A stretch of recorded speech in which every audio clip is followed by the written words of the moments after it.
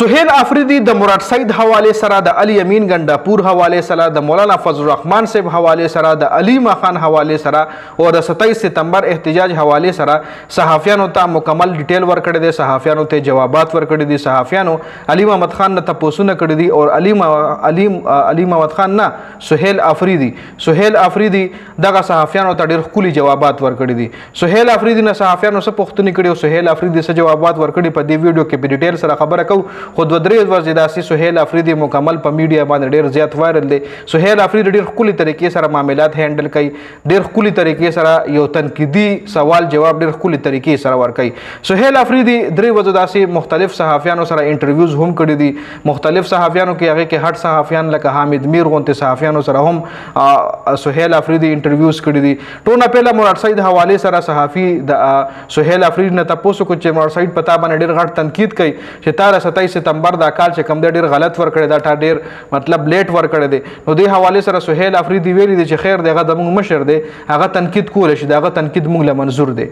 یعنی که دا بل لیډر وي نو هغه به مړه دغه مراد سعید پکې څه شی دی چې مراد سعید په ما تنقید کوي یا مراد سعید خپله ولې میدان ته نه راځي. خو سهیل افریدی ډېر پازیټیو جوابات ورکړي دي.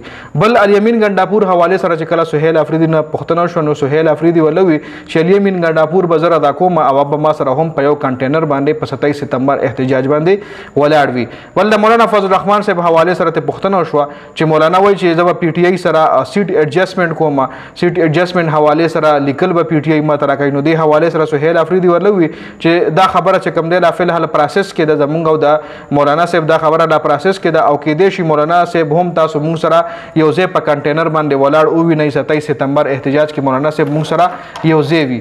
بل علي خان حوالې سره ته سوال وشو چې تاسو ولې علي خان سره 27 سپتمبر حوالې سره مشوره نه ده کړې. نو سهیل افریدی ورلوي چې دا هر څه مونږ په مشاورت باندې کړی دي. دا 27 سپتمبر احتجاج کال چې کوم دی دا صرف زما نه دی، دا ټول مونږ په مشورې باندې کړی او دې کې مونږ سره اتحادي چې کوم جماعتیان دي ای سره موږ مشوره کړې او دا موږ په سوچ سمجھ باندې دا 27 سپتمبر د احتجاج د پاره خده 27 سپتمبر د احتجاج د پاره موږ ولې خله د مخ کې واسه تاسو د مکمل ډیټیل معلوم شي. علي خان اعتراض وای موږ تقبل دي، هغه زموږ مشر ده، هغه زموږه باجی ده. جدا سهیل افریدی ډیر خپل جواب ورکړ دی.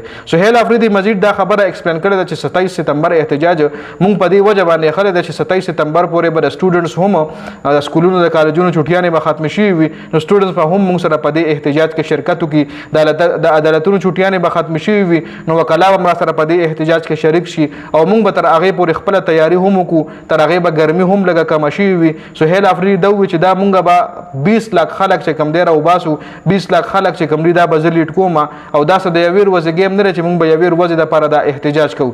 دا به د څو ورځو باندې مشتمل یو احتجاج وي. نو دې دپاره موږ ټایم ځکه زیات کوي خو چې په دې کې موږ پلان دی دپاره یو بیسټ پلان جوړ کړو. دا هر څه به د عمران خان د رهایي پورې وي، دا زموږ احتجاج. او ما مخکې نه ویډیو هم ریکارډ کړی ده، که چېرې زه ګرفتار کېږم یا زه نااهل کېږم نو زمونږ د دې احتجاج جنډه به د بل سړي په لاس کې وي، نو هغه بل سړی به تاسو لیډ کوئ. او ما مخکې نه خپله یو ویډیو ریکارډ کړې ده چې زما د ګرفتارۍ نه پس یا زما د نااهل کېدو نه پس زما څه ریاکشن دی د هغې الریډي ما یو ویډیو ریکارډ کړې ده، هغه بیا شیر کېږي د سوشل میډیا چې څومره هم پی ټي آی سوشل میډیا پلیټفارمز دي په هغې باندې به هغه ویډیو شیر کېږي.